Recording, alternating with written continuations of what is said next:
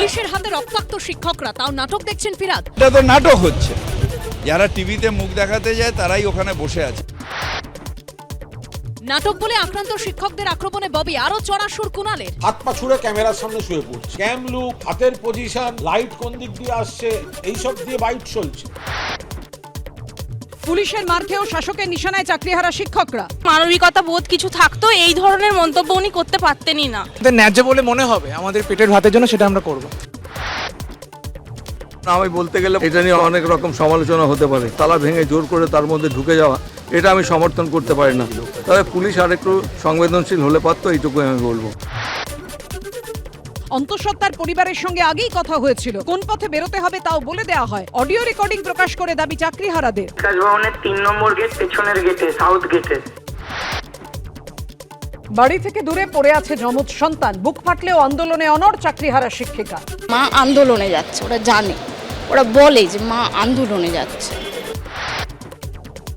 বিকাশ ভবনের সামনে লাগাতার অবস্থানে চাকরিহারা শিক্ষকরা। সরকারের অবস্থান না জানা পর্যন্ত কর্মসূচি চালানোর সিদ্ধান্ত। যতক্ষণ না শিক্ষামন্ত্রী মুখ্যমন্ত্রীর কাছ থেকে পজিটিভ বার্তা পেয়েছি, সংগ্রাম চলবে।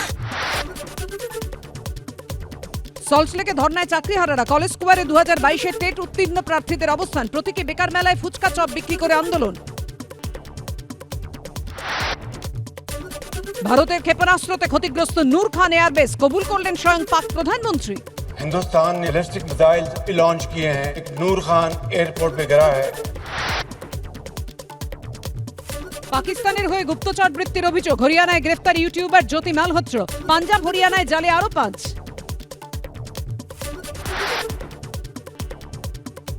কোচবিহারের মেখলিগঞ্জে বিএসএফ এর হাতে আটক বাংলাদেশি। ডানকুনিতে অভিযান পুলিশের, গ্রেফতার 4 বছর আগে টুরিস্ট ভিসায় ভারতে আসা বাংলাদেশের নাগরিক।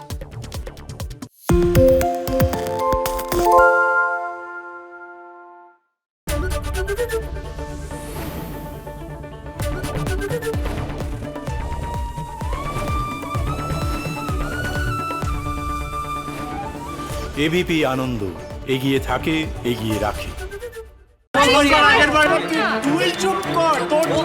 বাংলা ঝামেলা চায় না, বাংলা খবর চায়। বাংলা খবর, বাংলার খবর।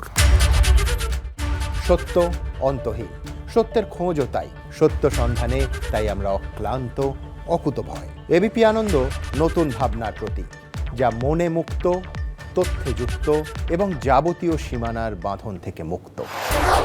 সীমা না শব্দটির মধ্যে লুকিয়ে আছে মানা শব্দটি, যেন চোখ রাঙানি এক অদৃশ্য বেড়াজাল, যা আটকে রাখে আমাদের এক ছোট্ট গণ্ডির মধ্যে।